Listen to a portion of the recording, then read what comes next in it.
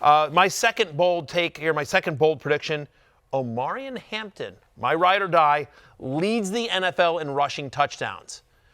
Look, obviously, he's plus 4,500 on DraftKings to lead the league in rushing touchdowns. So obviously, the market thinks that's very bold. But again, the Chargers, they want to run them when they get in close. They were top 6 in the NFL last year in terms of most running back carries inside the 5-yard line, and that was with J.K. Dobbins and a mishmash of running backs, not a first-round draft pick in Omarion Hampton, who is just an absolute hammer. By the way, Chargers were top 12 in running back rushing touchdowns last year as well. So if they all go to Omarion Hampton with a little bit of luck, give me Omarion Hampton to lead the NFL in rushing touchdowns this year. Very bold, obviously. You see it right there. McCaffrey's at plus 2,000, Hampton's at plus 4,500. Indeed. No, I like it. I like going bold and truly riding with the ride or die. My next bold prediction, going to be another unpopular one in the same vein of Saints make the playoffs. The Indianapolis Colts will have a winning record, and Josh Downs, Tyler Warren, Daniel Jones, and Jonathan Taylor all outperform their ADP.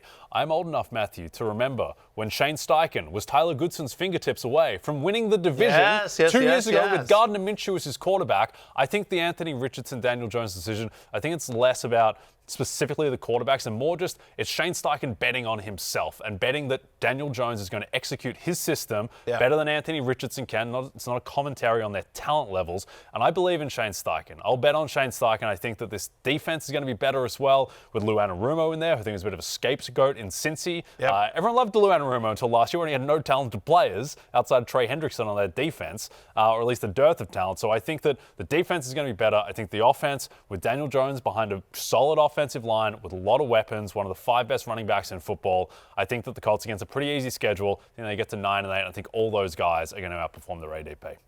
Yeah, look, we've already talked about Tyler Warren and Josh Downs quite a bit. Not hard for Daniel Jones to outperform his ADP because he's not being drafted at all.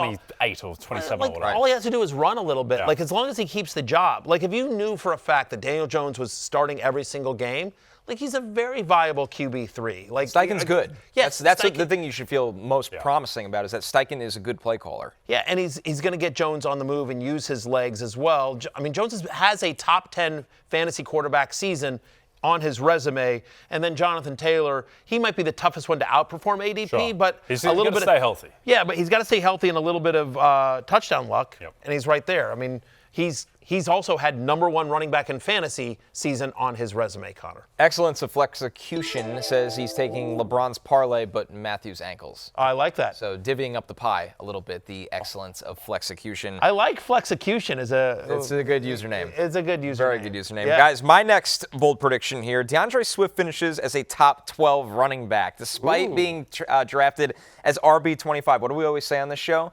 If I've seen you do it once before, there's hope you could do it again. Sure. In 2021, he was RB8. And it's not like he's fallen off a cliff. He's been since then RB15, 24, 21. I think he's a value no matter what at cost. But I like Kyle Monangai a lot, but he's the guy in this Bears offense. It's DeAndre Swift. So we've seen what Ben Johnson has done with Jahmyr Gibbs and David Montgomery. I think Swift is going to catch more passes this year, and I think he's going to score more touchdowns, and that's his pathway for a top 12 finish.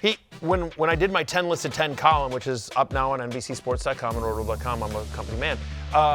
He was on my unsexy players list. No one's getting mad when DeAndre Swift gets drafted. But again, he's a guy like James Conner that's just going to outproduce. He's going to get a lot of work in a good offense with a good offensive line. And so I like the call here.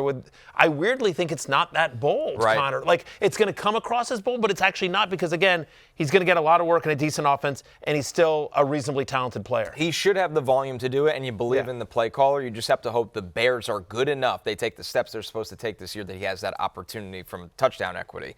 Hey, it's Matthew Berry from NBCSports.com and RotoWorld.com, and I want to thank you so much for watching whatever it is you just watched, or if nothing else, being too lazy to click out of the autoplay after this video started, after whatever it is you actually wanted to watch finished. But now that you're here, I'd like to take a moment here to ask you respectfully now, okay? I'm asking you respectfully to subscribe to the NFL on NBC YouTube channel.